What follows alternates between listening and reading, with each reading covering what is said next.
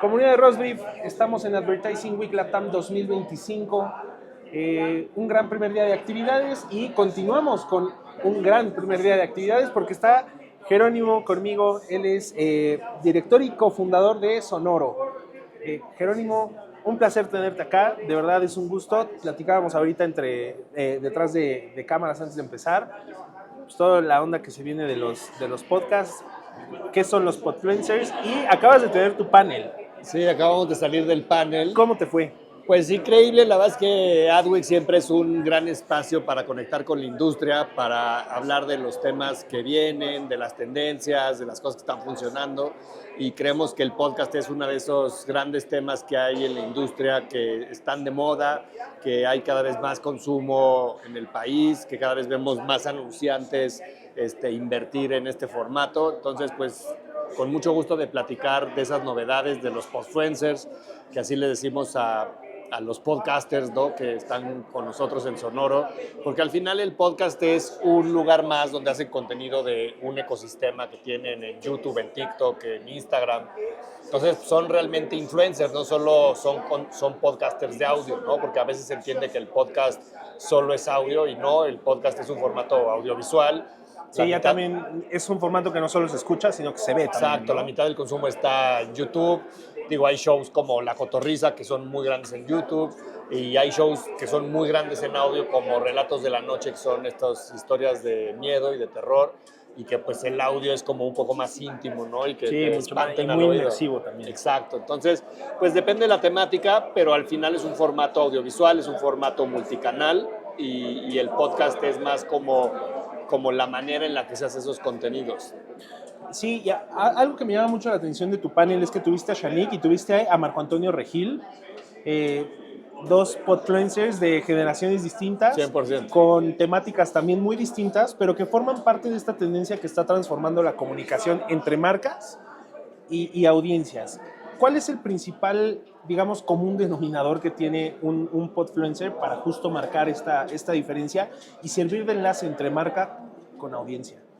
Pues yo creo que el podcast tiene que ser su proyecto más relevante o principal, por decirlo de alguna manera, y todo gira alrededor de ese proyecto, ¿no? O sea, no significa que no hagas TikToks, pero típicamente lo que publicas en un formato corto vertical va a ser un extracto de un pedacito de una conversación de a lo mejor 2 minutos de un episodio de 2 horas. Entonces, pues el podcast es la fuente donde el contenido después se distribuye en pedazos, ¿no?, en otras plataformas, y que al final todas van como promoviendo en la una a la otra de distintas maneras. Hay veces que hay comunidades que son más jóvenes en una plataforma que en otra. Sí. Entonces, pues depende mucho de cada temática, pero al final creo que el podfluencer, como lo entendemos, es que el podcast es como una piedra angular dentro de todo el contenido que genera, ¿no?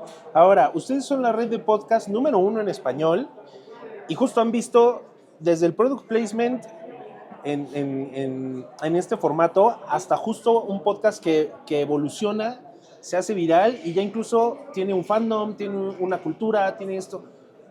¿Cómo se involucra esta evolución y la transformación de, por ejemplo, mencionabas del podcaster al podfluencer? Entonces, ¿cómo es esta transición y cómo el podcast como tal ha venido agarrando tanta fuerza? Pues yo creo que el podcast es una gran herramienta para crear comunidades alrededor de ese contenido, esas temáticas, ¿no? Entonces, al final hay un fandom, ¿no?, de escuchas o de consumidores de ese contenido, que todos pues les gusta esa temática, tienen cosas en común, se identifican con ese host, con ese podfluencer, y al final creo que eso lo que va haciendo es que conectas de una manera diferente. Y las marcas, pues, cuando quieren involucrarse en este tipo de contenidos, pues lo tienen que hacer de formas mucho más orgánicas que como se hace a lo mejor en la radio o en otro tipo de medios, ¿no? Entonces creo que es muy importante en ese proceso, pues, tener un buen entendimiento de las dos partes. ¿Qué es lo que el anunciante necesita? ¿Qué es lo que esa comunidad tiene y con lo que quiere conectar? ¿Y cuál es la forma más divertida, auténtica, de hacer esas conexiones entre esas dos partes, ¿no? Y por ejemplo, Jerónimo, hablas mucho conversábamos incluso de toda esta red y de todo esto. ¿Hay alguna métrica de impacto que más los haya sorprendido, que hayan descubierto? Pues la más común es el alcance, ¿no? O sea, al final cuánta gente te está escuchando. Depende de la plataforma, pero algunos les llaman listeners, otros downloads, pero al final es como un view en video. Y es pues cuánta gente está viendo ese contenido. Okay. Y las métricas típicas de cuánto de ese contenido ven, ¿no? Es en porcentaje de su duración. Creo que algo diferente ahí es que la mayoría de los contenidos de social media son contenidos cortos, pensemos de 15 segundos a 60 segundos.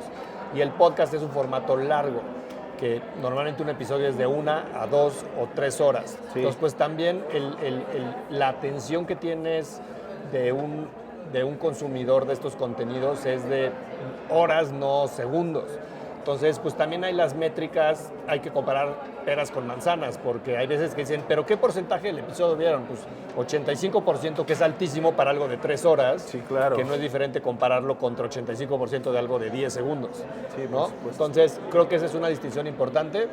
Y la otra es como en algunas marcas que tienen e-commerce o que tienen propiedades digitales que puedas traquear, pues se pueden meter píxeles para medir como un funnel de conversión a venta, ¿no? También puede ser un formato interesante. Mencionas algo muy interesante que son las marcas. ¿Cuál es el error más común que han detectado que cometen las marcas a la hora de entrar al espacio del podcast? Porque justo muchos tienen como la referencia del radio, ¿no? Pero un podcast no es lo mismo que hacer radio. No, pues de entrada en el radio harías un solo spot para todas las estaciones de radio, para todas las localidades donde esas estaciones están, ¿no? Y el podcast tienes que hacer contenido diferenciado. No es lo mismo anunciarte en un programa de finanzas personales que en uno de true crime como Leyendas Legendarias. Entonces, pues también sí puedes adaptar al contexto de cada show las palabras que usas en esos copies del anuncio, en cosas que le van a llamar más la atención a esa comunidad que esté escuchando el anuncio, pues eso sería lo ideal, ¿no? Y luego la otra es dejar que estos podfluencers pues hagan su trabajo, son quien más conocen a su comunidad y su estilo, y los dejes un poco maniobrar en esos mensajes que quieres dar, pero a su estilo, ¿no? Entonces hay veces que las marcas quieren ser como muy estrictas en eso y la verdad es que suena muy forzado todas esas menciones o esos anuncios. Entonces creo que dar un poquito de flexibilidad siempre es buena idea. Y ya para terminar, mirando justo de cara hacia el futuro, ¿cómo consideras que esta forma del podfluencer puede ir evolucionando a tal grado de incluso ir transformando la forma en la que se consumen, no nada más los podcasts, sino también a veces hasta las marcas? Pues yo creo que hay una tendencia de irse hacia el video mucho, entonces el podcast no solo hacerlo en audio, sino también hacerlo en video. Creo que lo segundo es interconectar todas las propiedades digitales que tienes, ¿no? Tu website, tu social media, tu LinkedIn, o sea, al final todos esos van haciendo ecosistemas que de repente una marca a lo mejor te busca en LinkedIn y con eso te busca para cotizar un proyecto.